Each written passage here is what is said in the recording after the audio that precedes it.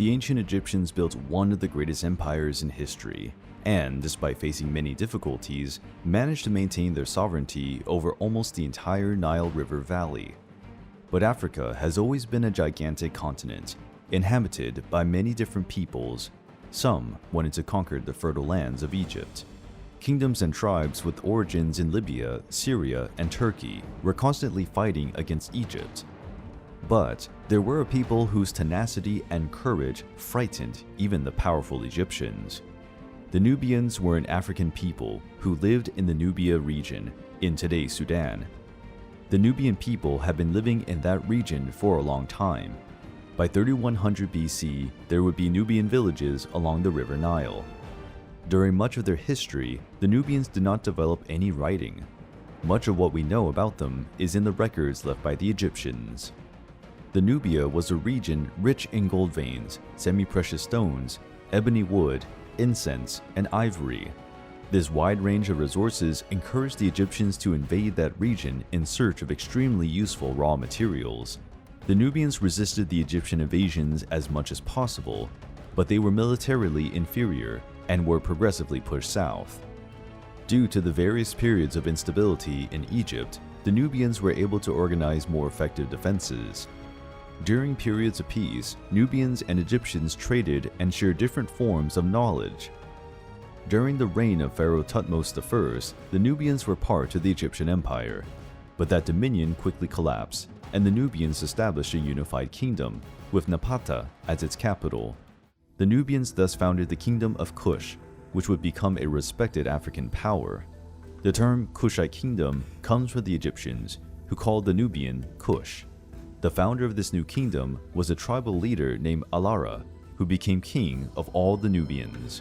With the Kushite kingdom established, the next step was to ensure its defense and economy. For this, Alara's successors reigned successfully, strengthening the kingdom and expanding their domains. The Kushites began to trade with Egypt through the Nile.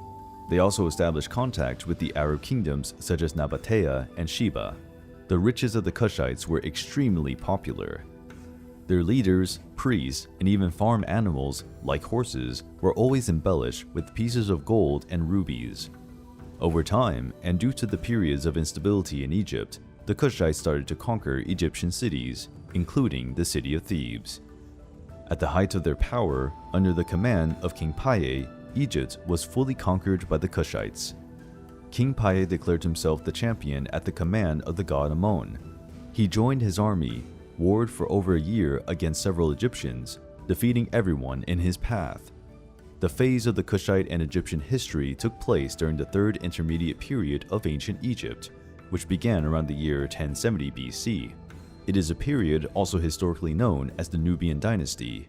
The coexistence between Egyptians and Nubians originated marriages between the nobility of the two kingdoms. Both cultures influenced each other in religious and social matters. After consolidating the dominion in Egypt, King Paye returned to the city of Napata, capital of the Kushite kingdom, leaving his brother and successor to rule Egypt and its cities. Egypt remained under Kushite rule until 656 BC, and only weakened due to the Assyrian invasions, which conquered almost all of Egypt, causing turbulent pharaohs' lands. The Assyrians were fearsome warriors, much superior militarily. They already used iron weapons and armor, besides siege weapons and a well-trained cavalry. The Kushite rulers had to retreat to Napata. Sometime later, they founded the city of Meroe further south. Meroe became the new capital of the Kushite kingdom. The Kushite rulers adopted the Egyptian custom of erecting pyramids, being buried in those built in the city.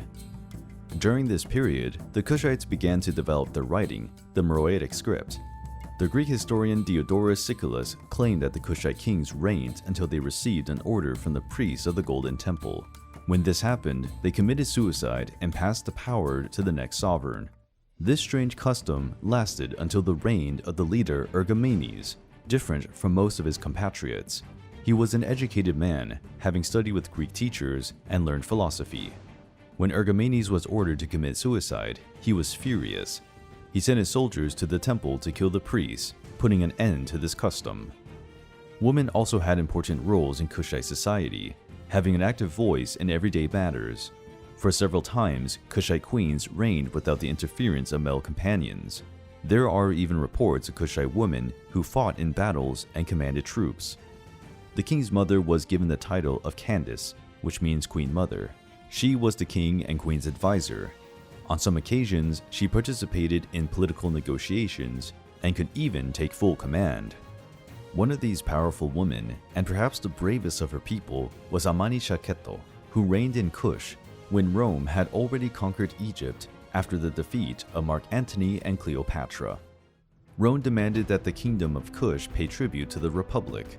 Amani-Shaketo did not accept this demand and considered it an offense, declaring war against Rome. Her soldiers advanced to pillage Egyptian cities under Roman rule. In 24 BC, the Kushites sacked the cities of Aswan, Philae, and Elephantine. They returned to Kush with prisoners, valuable objects, and Roman statues. Even the head of the statue of the Roman Emperor Augustus was taken by Amani-Shaketo in a gesture of contempt against the enemy. Upon learning this, Augustus sent Roman general Petronius and his soldiers to punish the Kushites. There are few details about the battle, but Petronius may have said that the Kushites had more than 30,000 warriors and were fighting with frightening fury. Amani-Shaketo was described as a corpulent and rough woman. She led her troops and became blind in one eye and being wounded by a Roman. After more than 3 years of fighting, the Romans finally proposed a peace agreement. In the year 20 BC, Romans and Kushites signed a peace treaty. The Roman emperor recognized the kingdom of Kush as an independent power without being obliged to pay taxes to Rome. The kingdom of Kush lasted until AD 350, but due to a lack of resources and trade, the kingdom was very weakened and dispersed. The once rich and proud Kushite kingdom ended up dominated by the Aksum Empire, which expanded its borders from the region of Ethiopia. The Kushites were an incredible people with brave warriors, skilled craftsmen, and wise merchants. Their history shows us the strength and perseverance of the African people, capable of repelling even the powerful Roman Empire.